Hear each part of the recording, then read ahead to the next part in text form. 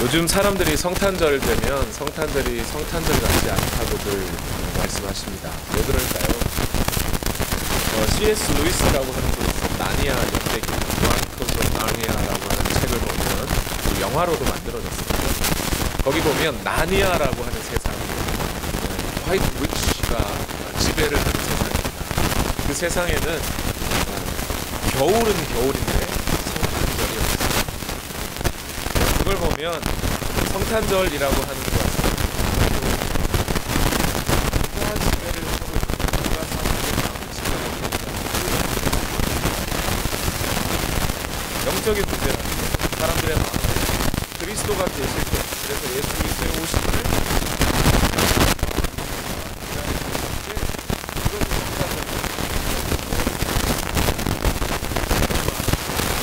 우리와 함께 하기 위해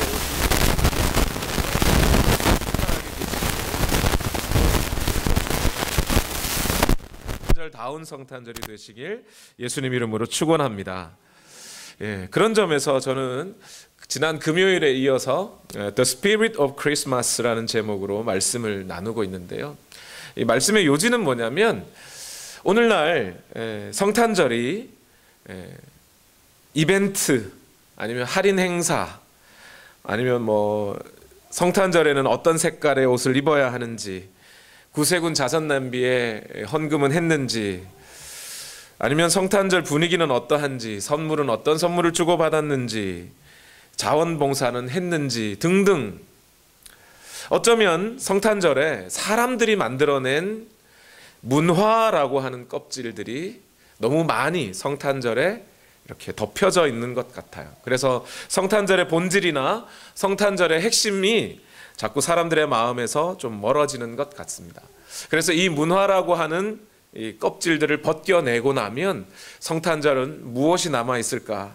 그리고 그 성경에 나타난 그 성탄절의 본래의 의미대로 오늘 우리는 어떤 정신으로 어떤 생각으로 이 성탄절의 절기들을 지내야 할까 고민하면서 말씀을 지금 나누고 있습니다.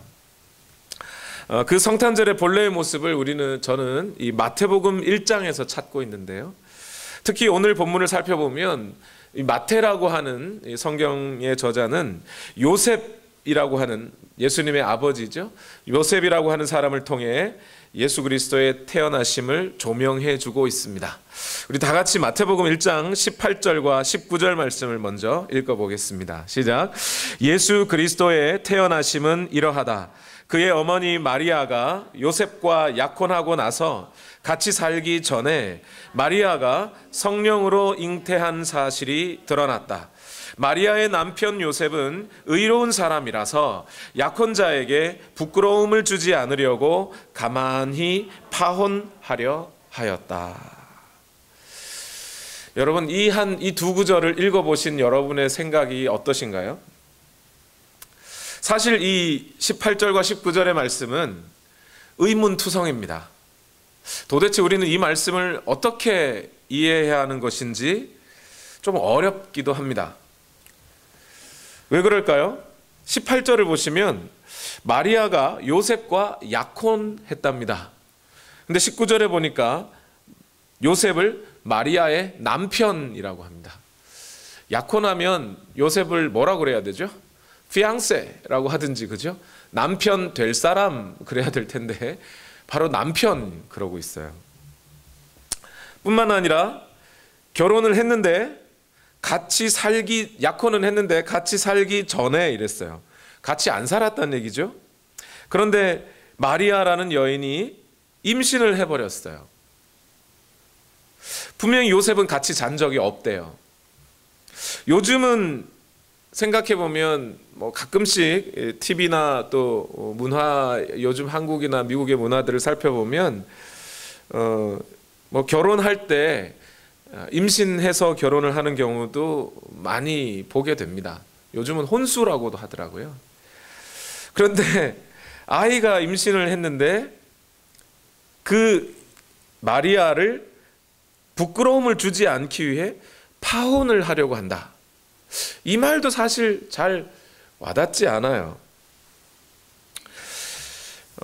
이러한 이 18절과 19절의 말씀이 잘 이해가 되지 않는 것은요, 이스라엘의 결혼 제도를 이해해야만 이 말이 좀 잘 이해가 될 수 있습니다. 이스라엘은 세계 여러 나라들 중에서 유독 매우 독특한 결혼 제도를 갖고 있어요.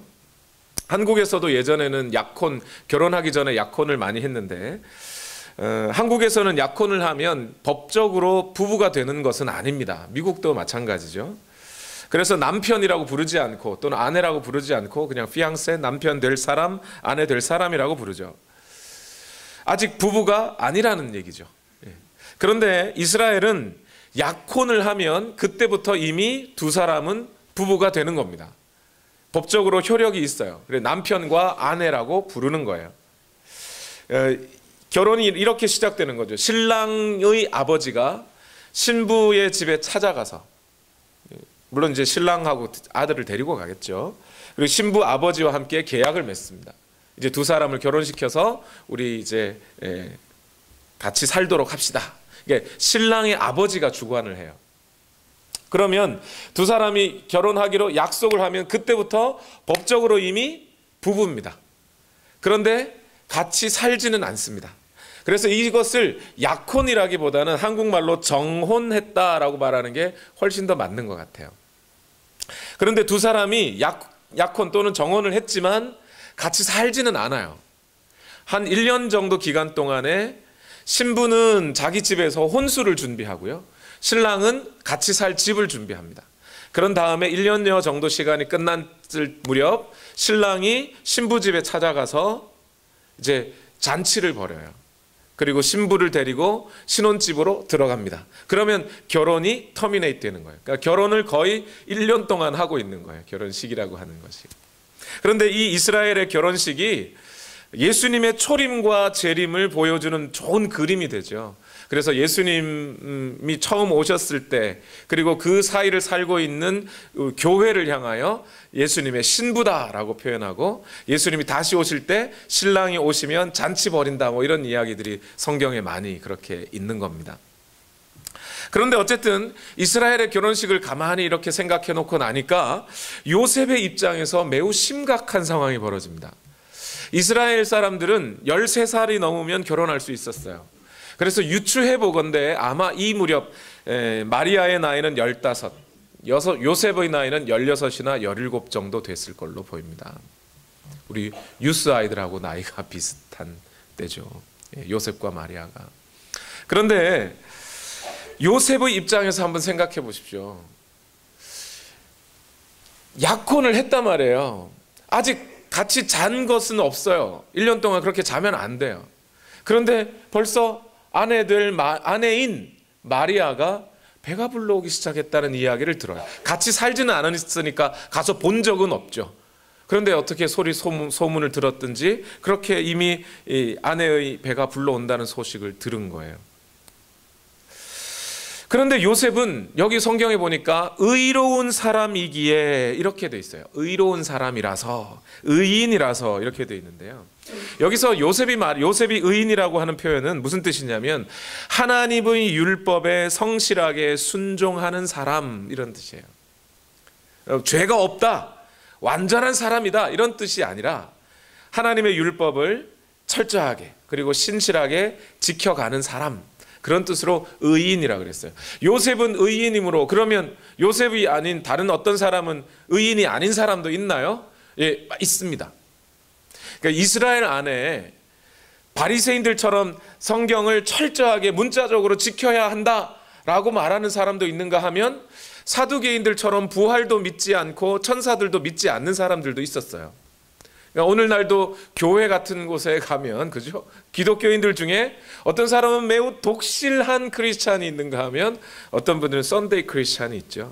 그래서 어떤 분들이 막 이 대화할 때 그 집사님은 나랑 달라서 아주 독실한 크리스찬이야 이렇게 말할 때가 있죠. 그런 것처럼 이스라엘 안에 하나님의 율법을 철저하게 순종하고 지키며 사는 사람이 있는가 하면 좀 무시해도 된다고 생각하고 사는 사람들이 있었단 말이에요. 그런데 요셉은 그 중에서도 하나님의 율법을 철저히 지키려는 사람이었어요. 그런데 철저히 지키려는 사람, 그런 의인인 요셉의 입장에서 약혼한 마리아의 그러면 이제 어떻게 하죠? 율법을 따라 지켜야 되죠. 율법을 따라 지키려면 율법에는 뭐라고 쓰여져 있어요? 약혼을 했어요. 이미 이건 결혼이에요. 두 사람이 부부관계를 갖기 시작한 거예요, 법적으로. 그런데 아내가 내가 같이 잠자리를 가지지도 않았는데 배가 불러와요. 사람들이 벌써 웅성웅성하기 시작해요. 이때 의로운 요셉의 결정은 뭐여야 하냐면 아내를 돌에 맞아 죽도록 내어줘야 되는 거예요. 그 율법대로요. 그러면 오늘 본문 그대로 율법 내용 그대로 읽으면 어떻게 해야 되는 거냐면, 원래 요셉은 의로운 사람이라서 마리아를 돌에 맞아 죽도록 내어주었다. 이게 맞는 말이에요. 율법대로 해야 되니까, 의로운 사람이라면. 근데 오늘 본문은 뭐라고 적었냐면, 의로운 사람이라서, 요셉은 의로운 사람이라서 마리아를 힘들게 부끄럽게 하지 않으려고 가만히 파혼하려 하였다. 이렇게 돼 있어요. 그래서 이 말도 사실 잘 이해가 안 되는 거예요. 그런데 가만히 생각해 보면 저는 이 말씀이 이렇게 이해가 됩니다. 저는 시골 출신, 어렸을 적에 시골에 살았습니다. 그런 경우는 옆집 그때 사람이 끝까지 아마 요셉과 마리아가 살던 요셉의 고향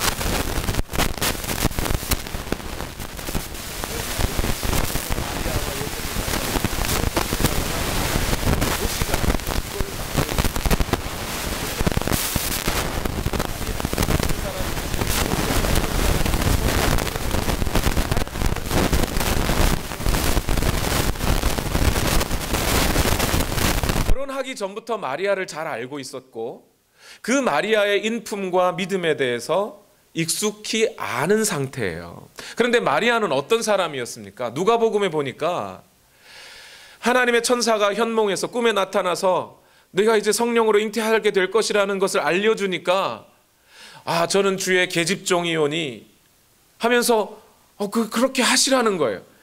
여러분, 이게 보통 문제가 아니잖아요. 15, 16 된 여자아이가 이제 약혼까지 했는데 남편이 아닌 성령으로 내 몸에 잉태가 될 것이라는 것을 듣고 순종한다는 거, 이거는 심각한 문제예요.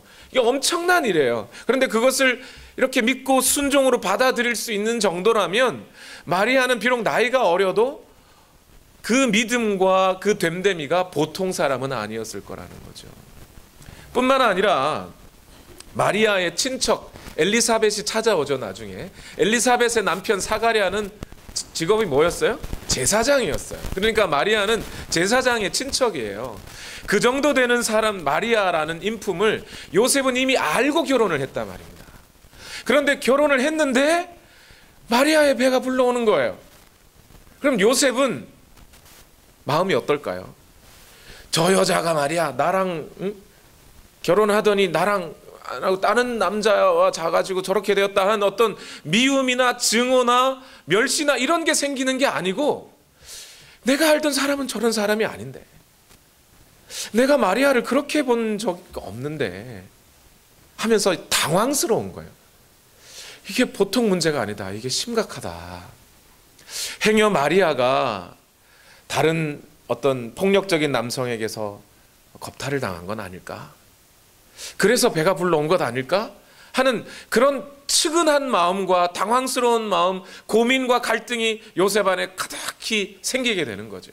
그래서 비록 그 마리아의 배가 불러온 것은 사실이고, 또 그래서 율법에는 돌에 쳐 죽이라고 되어 있지만, 그러나 아직 확실한 것은 간음을 했다고 하는 증거는 없지 않느냐. 그러니 이것을 가만히 끊어야겠다.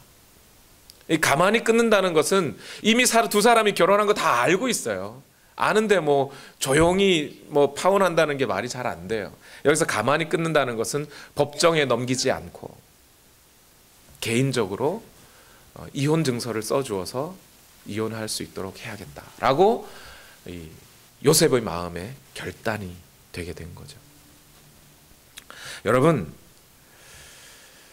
자, 이 모든 상황들을 봤을 때 최초의 성탄절은, 이 땅에 있었던 최초의 성탄절은 오늘날처럼 화려하고 기쁘고 평화롭고 즐겁고 불빛이 가득한 밤에 그렇게 성탄절이 찾아온 게 아니라 한 남성의 깊은 고민과 하나님의 말씀에 순종은 해야 되는데 자기 사랑하는 아내를 어떻게 처분을 해야 될 것인지에 대한 고민과 갈등 속에 첫 성탄절이 찾아왔어요.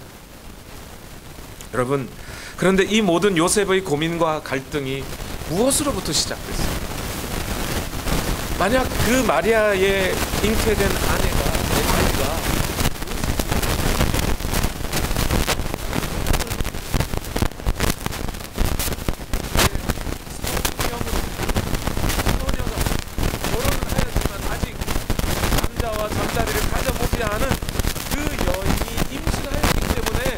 거기서부터 이 모든 갈등이 지금 찾아오고 있지 않나요?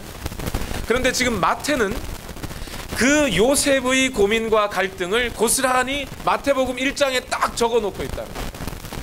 처녀를 통해, 처녀의 몸에서 아이가 태어났다, 처녀가 임신하였다, 동정녀의 몸에서 예수가 나타났다.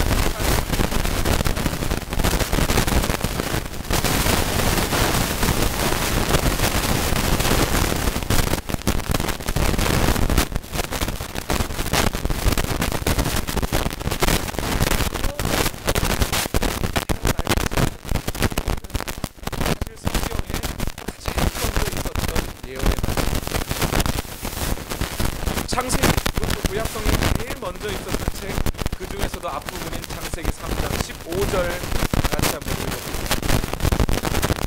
내가 너로 여자와 원수가 되게 하고 너의 자손을 여자의 자손과 원수가 되게 하겠다. 여자의 자손은 너의 머리를 지나게 하고 여자의 자손의 발붙임을 지나게 할 것이다. 그래서 여자의 자손이라는 여자의 씨. 근데 이게 무슨 얘기겠습니까? 아담과 하와가 범죄하고 에덴 동산에서 하나님과의 관계가 끊어진 이후에 아담과 하와의 계속되는 관심은 뭐냐면 하나님의 이 예언의 말씀이었어요. 여자의 후손, 여자의 씨, 그게 누굴지는 모르지만 그러나 거기서부터 그로부터 하나님과의 관계가 회복될 것이라는 거예요. 자기들을 다스리고 있던, 자기들을 속여서 하나님과 원수가 되게 만들어버린 그 사단의 세력을 깨부술 아들이 그 여자의 후손으로 올 거라는 거죠. 그러니 예수님은 동정녀에게서 나셔야 하는 겁니다. 비록 여자의 몸을 빌렸더라도 모든 사람들은 여성에게서 태어납니다만 그 씨는 남자와의 관계에서 찾아온 거였죠. 그런데 이 동정녀 마리아는 성령으로 잉태되었어야만 합니다. 왜요? 하나님의 말씀, 그 창세기의 말씀이 이루어지게 하기 위해서. 그래서 마태는 이 창세기의 말씀이 고스란히 이루어졌다, 성탄절에 이루어졌다라고 하는 그 메시지를 전해주기 위하여 이 요셉의 갈등을 그대로 성경에 실어놓습니다. 여러분, 문화라는 껍질을 벗겨보니까 이 최초의 성탄절은 우리가 세상이 받아들이기 어려운, 사람들이 받아들이기 참 부담스러운 진실, 곧 동정녀의 몸에서 구세주가 나셨다는 사실을 그대로 우리에게 전해주고 있어요. 만약 오늘날에도 성탄절에 동정녀에게서, 처녀에게서 사람이 태어났다라고 전하면 여러분 어떻게 될까요? 사람들이 놀립니다. 그렇죠? 세상은 그 메시지를 받아들이기가 어렵습니다. 그래서 그런지 오늘날 성탄절이 되면 교회는 동정녀 탄생에 대해서 메시지를 잘 전하지 않는 경향이 있습니다. 노래로 부르고 말아요. 동정녀의 몸에서 나시었으니, 그러고 노래만 부르고 끝나요. 아니면 사도신경 한번 외우고 끝납니다. 동정녀 마리아에게서 나시고, 그러고 끝나요.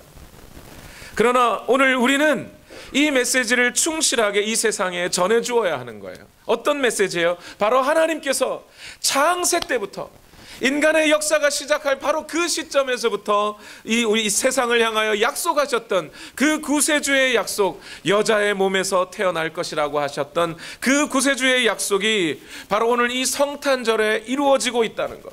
비록 세상과 우리는 그 메시지를 받아들이기 어렵다 할지라도, 마음에 부담이 있다 할지라도 그 메시지를 전하면 비록 수치와 수모를 당할 수 있는 가능성이 매우 높다 할지라도 오늘날 우리는 그 메시지를 전해야 한다는 거예요. 그렇게 갈등하는 요셉에게 주의 천사가 찾아왔습니다. 그리고 메시지를 전합니다. 마태복음 1장 20절과 21절 다 같이 읽어봅시다. 시작. 요셉이 이렇게 생각하고 있는데 주님의 천사가 꿈에 그에게 나타나서 말하였다. 다윗의 자손 요셉아, 두려워하지 말고 마리아를 내 아내로 맞아들여라. 그 태중에 있는 아기는 성령으로 말미암은 것이다. 마리아가 아들을 낳을 것이니 너는 그 이름을 예수라고 하여라. 그가 자기 백성을 그들의 죄에서 구원하실 것이다. 아멘. 여기서 이제 요셉의 갈등은 끝이 납니다. 매우 심각한 요셉의 갈등도 천사가 꿈에 나타나서 다윗의 자손 요셉아라고 불러준 때로부터 요셉의 마음은 평안해지기 시작합니다. 위로를 얻습니다. 왜 그럴까요? 한국 사람들은요, 사람들이 이렇게 물어보면 성이 뭡니까? 본관이 어디십니까? 이렇게 하면서 쭉 찾아가면 자기들이 다 왕족이래요. 전주희 씨는 전주희 씨대로 왕족이라 그러고요. 저 경주 김씨인데 저희 아버지는 맨날 우리도 왕족이다 뭐 이런 얘기 하셔요. 근데 여기서 다윗의 자손 요셉아 했을 때 이 다윗의 자손이라는 말은 너 왕족이야 이런 뜻이 아니고요. 여러분, 우리가 앞에서 읽었던 그 족보에서 보면 다윗을 어떤 사람으로 소개하고 있어요? 우리아의 아내에게서 솔로몬을 낳은 다윗, 이렇게 표현하고 있어요. 그죠? 우리아의 아내, 그냥 밧세바라 그러면 사람들이 모를까봐, 그가 유부녀였다는 사실을 모를까봐 굳이 족보에서 우리아의 아내를 통해 솔로몬을 낳은 다윗, 이렇게 표현하고 있어요. 그게 무슨 얘기죠? 간음과 살인죄를 한꺼번에 저지른 그 극악무도한 다윗, 그 한 인간의 철저한 실패와 죄악 속에서도 불구하고 하나님은 그 다윗을 버려버리지 않으시고 그 다윗에게 약속한 왕권을, 내가 너와 너의 후손으로 하여금 이 왕권을 유지하게 하고 이 왕국이 더 번성하도록 만들어주겠다라고 하셨던 그 하나님의 약속을 이어가시기 위해 하나님은 신실하게도 다윗을 용서하시고 그를 품으시고 다시 그 죄인인 다윗을 의롭게 빚어내버리시는 하나님, 그 다윗을 기억하라는 거예요. 요셉아, 네가 비록 그 마리아가 임신하였더라도 그 마리아 데려오는 것을 두려워하지 마라. 다윗을 용서해 주신 하나님이 마리아를, 그리고 너를 용서해 주시지 않겠느냐? 하나님의 은혜 입은 그 다윗의 후손아, 하나님의 그 약속의 계보 안에 있는 요셉아, 하나님이 그를 다윗을 용서하고 받아들인 것처럼 너에게 주어진 이 일도 다 받아주실 것이다. 뿐만 아니라 마리아는 밧세바처럼 다윗에 의해 겁탈당해서 임신한 것이 아니야. 성령으로 말미암아 임신한 것이니 염려하지 말고 데려와도 된다. 그 얘기를 천사가 해주는 거야. 그러니 얼마나 마음에 큰 위로가 되었겠습니까? 그리고 천사가 한 가지 더 부탁을 해요. 아들을 낳거든 이름을 예수라고 해라. 예수. 한국에서는 철수만큼이나 평범한 이름이 유대인에게는 예수라는 이름이에요. 그죠? 교회 가면 남자아이들은 주로 다 요셉이고 여자아이들은 주로 한나죠. 왜 그런 거죠? 사람들이 왜 하필 요셉 또는 한나 그런 이름을 지어주는 거죠? 아니면 여자아이들 에스더 왜 지어주는 거죠? 에스더처럼, 요셉처럼 그죠? 그 삶을 좀 본받아 살아라 하는 의미에서 이름을 그렇게 지어주죠. 그러면 그 얘기는 뭐예요?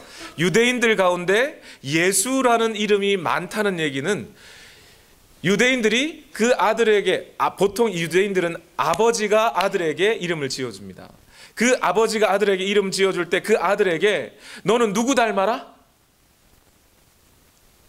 여호수아를 닮아라 하는 의미에서 예수라는 이름을 주어준다는 거예요. 여호수아하고 예수가 같은 이름이에요. 여호수아는 히브리식 발음이고요, 예수는 헬라식 발음일 뿐 같은 이름이에요. 그러니까 이스라엘 사람들의 마음속에는 여호수아라는 사람에 대한 존경심이 강했다는 말입니다. 그 여호수아라는 사람의 이름을 생각하면서 너도 여호수아처럼 살아라 하고 예수라고 이름을 지어줬다는 거예요. 그 여호수아가 어떤 사람입니까? 모세의 대를 이어서 출애굽한 하나님의 백성들을 가나안 땅으로 건너가게 하기 위해 요단강을 건넌 지도자의 이름이 여호수아였어요. 그죠? 그런데 지금 천사가 현몽에서 꿈에 나타나서 요셉에게, 요셉아, 네 아들 이름이 예수야, 너의 아들 이름이 여호수아야, 이렇게 알려주는 거예요. 아버지가 될 요셉에게 아들의 이름을 천사가 알려줘 버렸어요. 이야, 이게 엄청난 문제인데요. 그런데 거기에다가 아들의 이름이 여호수아예요. 이 땅에 수많은 예수들이 있지만 너의 아들 마리아가 이제 임신한 그 아들이야말로 이제 진정한 여호수아가 될 거야. 그 백성들을 죄에서 구원해낼 하나님의 사람이 될 거야. 그 아들을 기억하며 이름을 그렇게 예수라고 지어줘야 해. 이렇게 천사가 알려주는 거예요.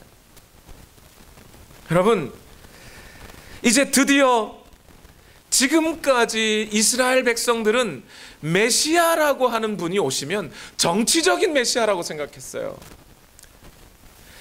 이스라엘 사람들을 이집트에서 탈출시켜 주듯이 로마의 압제에서 벗어나게 해줄 메시아를 생각하고 있었단 말이에요. 그런데 드디어 이제 처음으로 이 요셉이라는 사람에게 그 이스라엘이 기다려왔던 메시아는 단순히 정치적인 민족만의 메시아가 아니라 이 땅의 모든 죄와 압제 아래, 죄의 죽음 아래 잠겨있던 그 모든 하나님의 백성들을 구원해낼 그런 여호수아 메시아가 될 것이라고 알려주고 있는 거예요.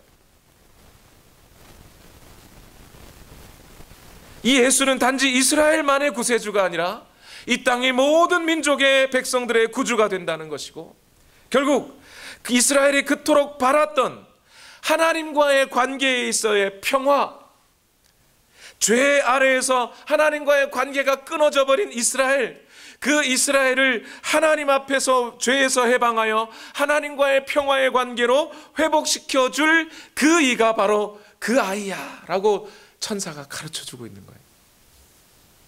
여러분, 오늘 우리가 예배를 시작하면서 함께 선포했던 말씀이 있어요. 이사야 9장 6절과 7절의 말씀입니다. 같이 한번 읽어보실까요? 시작.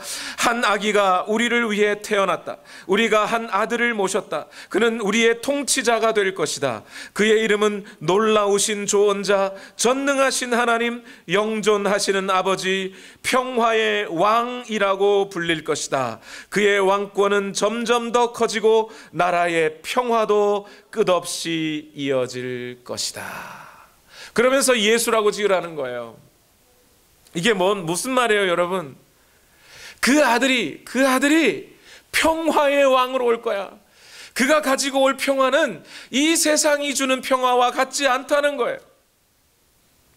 로마는 군사력과 힘과 압제로 다른 나라들을 눌러버려서 조용해져서, 그래서 팍스 로마나 로마의 평화라는 것을 이루어냈어요. 그러나 그 평화는 사람의 힘과 군사력으로 이뤄낸 서로 전쟁이 없는 평화 정도로 끝날 겁니다. 역사를 보면 성탄절에 전쟁을 쉬었다는 기록들도 있어요.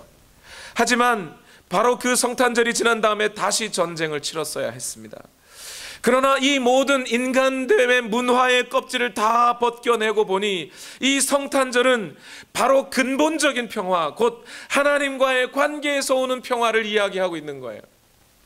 하나님의 백성들이 그 예수라는 분 아래에서 그분을 왕으로 하여 그분이 이끌어내는 하나님의 백성들은 하나님과의 관계 속에 근본적인 평화를 갖게 될 것이라는 거예요. 죄의 문제가 해결되는 평화, 그 평화는 오직 왕 되신 예수 그리스도의 백성이 될 때 가능하다는 겁니다. 이 평화의 왕이 오시는 일이 이사야서 9장에 말씀되었던 그 사건이 바로 오늘 여기에서 이루어지고 있다. 이것이 첫 성탄절의 의미였어요. 이러한 선포가 있은 다음에 마태복음을 쓴 마태는 드디어 직접 이 모든 일들의 의미를 정리하면서 우리에게 이렇게 메시지를 전해줍니다. 마태복음 1장 22절과 23절 말씀 다 같이 읽어볼까요? 시작. 이 모든 일이 일어난 것은 주님께서 예언자를 시켜서 이르시기를 보아라 동정녀가 잉태하여 아들을 낳을 것이니 그의 이름을 임마누엘이라고 할 것이다 하신 말씀을 이루려고 하신 것이다. 임마누엘은 번역하면 하나님이 우리와 함께 계시다라는 뜻이다. 여러분, 지금 마태가 우리에게 해주는 말이 뭐예요? 마리아 동정녀가 잉태한 것, 성령으로 아이를 임신한 것, 그 이름이 예수가 될 것이라는 것, 자기 백성을 저희 죄에서 구원할 자가 될 것이라는 것, 하나님의 메시아로 오실 것이라는 것, 그가 다윗의 자손이요 아브라함의 자손으로 오시는 분이라는 것, 이 모든 일들이 성탄의 약속으로 이루어지는 이 모든 일들이 요약하면 결국 뭐가 된다는 거예요? 이사야서 7장 14절의 말씀, 곧 처녀가 잉태하여 아들을 낳을 것이니 이름을 임마누엘이라 할 것이다 하신 그 이사야의 말씀이 이루어지는 거라는 거예요. 누가 그 일을 이루시고 계시다고요?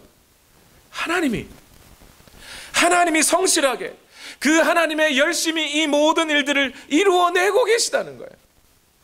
하나님이 친히 인간의 역사 속으로 지금 들어오고 계시다는 겁니다.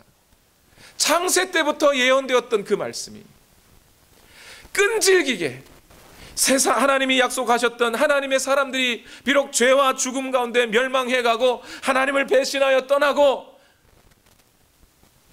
하나님의 말씀을 지키지 않고 떠나버렸고 이스라엘 민족은 여전히 하나님의 마음을 아프게 만드는 그런 민족으로 남아있을지라도 그들을 향하신 하나님의 사랑은 변함이 없어서, 그들과 함께 하고 싶어 하시는 하나님의 사랑은 변함이 없어서 인간의 역사 가운데 그 아들을 보내시는 일을 지금 하나님이 직접 해오고 계시다는 거예요. 그 약속을 이루어가고 계시다는 거예요. 지금까지 이스라엘에게 하나님은 거기에 계신 하나님이었어요. 하나님은 구름 뒤에 계신 분이셨고 불기둥 뒤에 계시는 분이셨고 성전 안에 함부로 들어가면 안 되는 바로 거기 계신 분이셨고, 그래서 하나님은 저 너머에 계신 분인 줄로만 알았어요. 그런데 이제 이 아들이 태어나면 그 아들은 결국 하나님이시라. 이스라엘이 섬기던 그 하나님은 바로 여기에 계신 하나님이 된다는 거예요. 우리와 함께 하시는 하나님. 여러분, 성탄절이 오늘 위로가 되는 것은 주님이 우리와 함께 하시려고 육체를 입고 오셨다는 거예요. 죄의 문제를 해결하시기 위해서 말입니다. 우리를 고아와 같이 버려두지 않으셨다는 겁니다. 인생길 험하고 마음 지쳐 살아갈 용기 없어질 때 어둠에 앉아서 울지만 말고 기도하며 우리와 함께 하실 그 예수님이 여기에 계시다는 의미예요. 그게 성탄절의 의미입니다. 낮고 천한 우리를 구하러 오셨다고 하니까 사람들은 마치 메시아가 사회적 지위가 낮은 자들을 높여줄 것으로만 생각합니다. 연약한 우리를 구하러 오셨다고 하니까 우리를 잘 먹고 잘 살게 해주실 것을 생각합니다. 그리고 그것이 구원인 줄 압니다. 그러나 그러한 모든 인간적인 문화의 껍질을 벗겨내고 보니 최초의 성탄절은 어떤 것이었어요? 죄인인 인간과 함께 하시려고 그 아들을 육체를 가지고 이 땅에 오게 하신 하나님의 신실하신 사랑이 담겨져 있던 것이 성탄절이었어요. 자, 이것이 성탄절입니다, 여러분. 하나님의 능력과 하나님의 변함없는 사랑과 하나님의 약속을 지키시는 그 은혜가 성탄절 안에 고스란히 담겨져 있어요. 이 최초의 성탄절을 맞이했던 사람들, 그들은 어떤 사람들이었으며 어떻게 성탄절을 지켜갔나요? 마태복음 1장 24절 25절 다 같이 읽어봅시다. 시작. 요셉은 잠에서 깨어 일어나서 주님의 천사가 말한 대로 마리아를 아내로 맞아들였다. 그러나 아들을 낳을 때까지는 아내와 잠자리를 같이 하지 않았다. 아들이 태어나니 요셉은 그 이름을 예수라고 하였다. 여러분, 천사가 요셉의 꿈에 나타나서 몇 가지를 부탁했냐면 두 가지를 부탁했어요. 첫 번째는 뭐였죠? 마리아 데려와라. 두 번째는 아들 낳으면 이름을 예수라고 지어줘라. 두 가지를 부탁했어요. 그런데 오늘 24절 25절에 보니까 그대로 하였더라. 그대로 하였더라. 여러분, 17살 난 소년이에요. 그 소년의 인생에 이 엄청난 사건이 일어났는데 이 사람은 그걸 다 순종하고 있더라고요. 자기의 당황스러움, 고민, 고난, 고통 그런 거 다 뒤로 하고 하나님의 은혜와 사랑과 위로, 그리고 그 아이를 이제 낳으면 어떻게 될지, 어떻게 길러야 할지 이 아이가, 이 17살 난 소년이 뭘 알겠습니까? 그러나 하나님이 하시라고 하는 대로 받아들이고 뭐 하고 있어요? 순종하고 있어요. 여러분,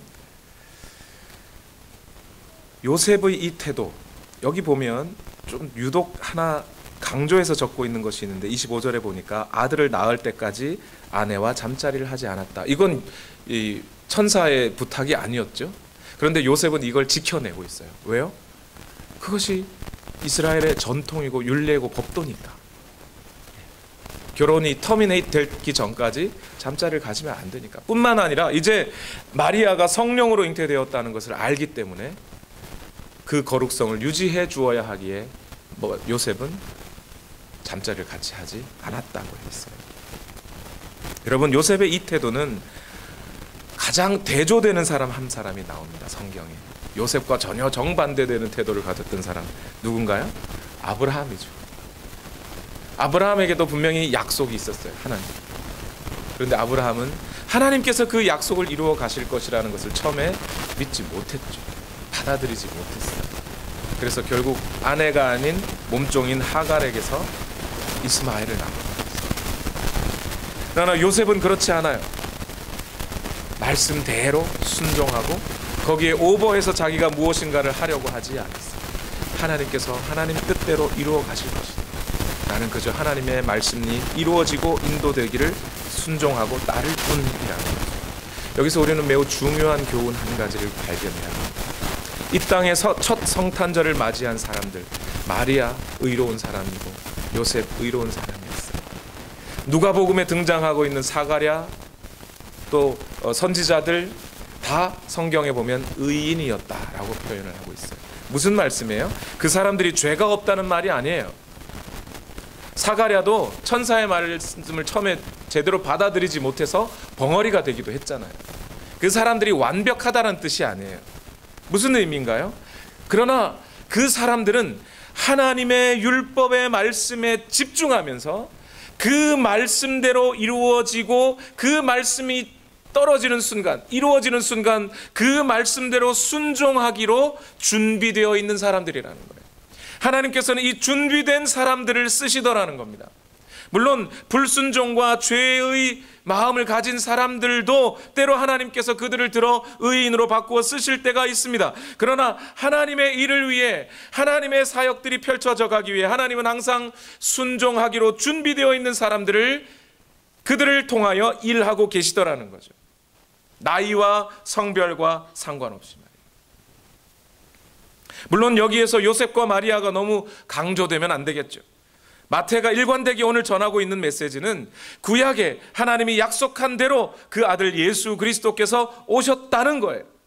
언약의 하나님, 신실하신 하나님, 사랑의 하나님이 오늘 이 말씀 가운데 강조되고 있는 거죠. 그 하나님이 그 백성들을 진실하게 사랑하셨기 때문에 죄와 낮아짐과 또 육체를 입어야 하는 수고와 악의 세력들이 여전히 하나님과 인간 사이를 방해하고 갈라놓고 있음에도 불구하고, 여전히 인간은 죄를 통하여 실패하고 있음에도 불구하고, 그 모든 장애물을 뚫고 인간의 역사 가운데 들어와 버리신 하나님, 그 하나님을 지금 성탄절은 강조하고 있다는 거예요. 말씀을 이제 맺겠습니다, 여러분. 인간 문화의 껍질을 다 벗겨낸 성탄절, 그게 뭐였습니까? 결국 하나님의 신실하심과 하나님의 사랑이었습니다. 그 하나님의 역사에 성도들은 어떤 태도로 받아들여야 하는 거죠? 하나님의 언약과 그 약속을 순종하며 예수님의 탄생을 중심으로 하여 메시아의 오심을 말씀과 언약에 따라 경건하게 열망하며 기다리던 사람들이 그 백성들이었어요. 2019년에 성탄절을 맞이하는 여러분, 이 시간 여러분에게 당부드리겠습니다. 이 말씀을 비추어 하나님의 모든 약속은 이루어졌습니다. 다 성취되었습니다. 마지막 하나만 남았습니다. 예수님이 다시 오시겠다는 거예요. 오늘 우리는 이 성탄절을 맞이하면서 예수님이 다시 오시겠다고 하는 이 약속도 분명히 반드시 1.1획도 바뀌지 아니하고 하나님께서 그 약속을 이루시는 것이라고 저는 믿습니다. 그렇기에 오늘 저와 여러분은 어떻게 해야 되나요? 그 다시 오실 예수 그리스도를 이 성경의 말씀에 나타난 사람들처럼 순종하며 경건하게 하나님의 말씀 앞에 우리의 모든 마음을 쏟아놓고, 하나님께서는 그 약속한 말씀을 1.1획도 바꾸지 않고 이루실 것이라는 하나님의 신실하심과 자기 백성을 구하기 위해 아들을 보내신 그 하나님의 사랑 앞에 오늘도 그 말씀을 따라 말씀 붙잡고 순종하며 살아가시는 여러분 되시길 예수님 이름으로 축원합니다. 기도합시다. 우리 시간 다 같이 함께 기도하실 때에 오늘도 우리를 인도하시는 하나님과 인간 사이에 가로막혔던 그 모든 죄와 죽음과 악한 영들의 그 모든 담을 허물어 버리시고 오늘 우리를 찾아오신 예수 그리스도, 그 하나님의 은혜를 인하여 그 하나님의 신실하심이 오늘 우리의 삶에 반드시 이루어질 것을 믿고, 우리의 가족들이, 때로는 내가, 우리의 친구와 친척들이 비록 연약하고 죄악된 모습을 갖고 있다 할지라도 그 모든 모습을 바꾸어 의로 바꾸어 내실 하나님을 믿기에 오늘도 그 하나님의 말씀에 순종하며 하나님의 말씀 앞에 엎드리며 그렇게 하루를 살아가며 또 한 해를 열어가기를 원합니다. 우리 기도의 제목을 가지고, 이 기도 제목 가지고 우리 다 같이 함께 기도하시겠습니다. 살아계신 하나님, 오늘도 우리를 인도하여 주시옵소서.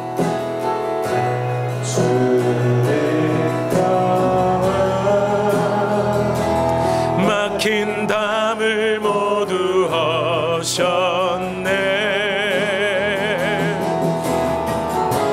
주는 평화, 우리의 평화, 주는 평화, 막힌 담을 모두 허셨네. 주는 평화, 우리의 평화, 염려다 맡기라, 염려다 맡기라. 주가 돌보시니 주는 평화, 우리의 평화, 염려다 맡기라.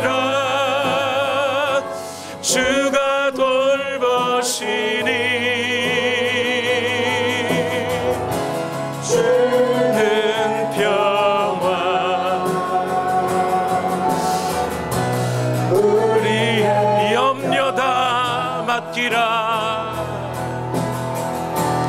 염려 다 맡기라. 주가 돌보시니 주는 평화, 우리의 평화. 염려 다 맡기라.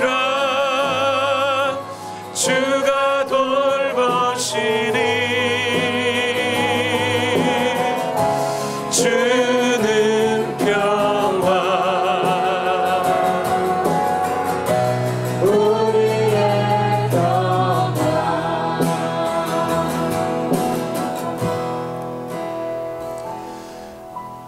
여러분, 때로 우리가 우리 자신의 부족함과 연약함과 죄악됨을 인하여 아파하고 슬퍼할 때가 있습니다. 또 우리 가족들이 믿음을 갖지 않아서 안타까워할 때도 있습니다. 그러나 오늘 우리 성탄절의 이 메시지를 발견한다면, 우리를 구원하시겠다고 약속하신 그 하나님의 약속은 우리의 잘남과 못남을 다 떠나서 반드시 이루어질 겁니다. 하나님께서 그렇게 약속하셨고, 그 하나님의 약속이 오늘 우리 모든 성도들의 삶에 간섭하고 계시다면, 우리의 부족하고 연약한 모습을 다 들어서 하나님의 도구로 사용하실 것입니다. 요셉의 그 고통과 염려와 갈등도 결국 하나님 앞에 순종의 도구로 바꾸어내는 그릇이 되고 말았습니다. 오늘 우리 이 시간 우리의 마음을 함께 하나님께 드리십시다. 우리의 연약함도 죄악도 결국 우리를 선으로 인도하실 그 하나님을 신뢰하며 2019년을 그렇게 마무리 짓고 다시 한번 2020년을 열면서 하나님, 오직 하나님만을 신뢰하며 하나님의 말씀에 집중하고 그 말씀이 떨어질 때마다 순종하는 그런 준비된 하나님의 백성들로 우리를 지어 주시옵소서. 그 믿음 가지고 우리 살아가기를 바랍니다. 기도하겠습니다. 하나님, 우리의 모습이 어떠하든지 창세 때부터 우리에게 약속하셨던 그 하나님의 약속은 반드시 이루어지고 말았습니다. 오늘 이 성탄에 예수 그리스도께서 육체를 입고 이 땅에 오셨다는 이 사실, 그것이 하나님의 그 신실하심과 하나님의 사랑을 증명하는 것입니다. 오늘 우리는 그 하나님의 신실하심을, 그 하나님의 약속을, 하나님의 사랑을 신뢰하며 오늘 우리 삶의 현실에서 찾아오는 그 수많은 갈등과 고민과 아픔과 슬픔과 또 우리 자신의 교만함과 나약함 속에서도 여전히 그 약속을 이루어내시는 하나님을 신뢰하며 그 하나님 말씀 앞에 안정감을 누리며 끝까지 주의 말씀 붙잡고 살아가는 우리 온누리의 백성들 다 되게 하여 주시옵소서. 요셉의 그 순종이 하나님의 말씀과 그 메시지가 증거되는 통로로 쓰여진 것처럼 오늘 우리의 순종이 또한 하나님의 그 신실하심과 사랑을 이 세상에 증거하는 도구로 쓰여지게 하옵소서. 오늘도 하나님 역사하여 주시니 감사합니다. 이 시간 또한 하나님 앞에 예물 올려드립니다. 너희는 먼저 그의 나라와 그의 의를 구하라 하신 말씀을 쫓아 그 예수 그리스도, 왕으로 우리에게 오신 그 예수 그리스도를 통하여 하나님과 평화의 관계가 이루어질 그 하나님의 의와 그 나라가 우리에게 오기를 간절히 소망하고 기도하며 예물을 올려드리오니 이 모든 것이 너희에게 더할 것이다 약속하신 그 약속의 말씀 또한 이루어지게 하옵소서. 예수님의 이름으로 기도하옵나이다. 아멘.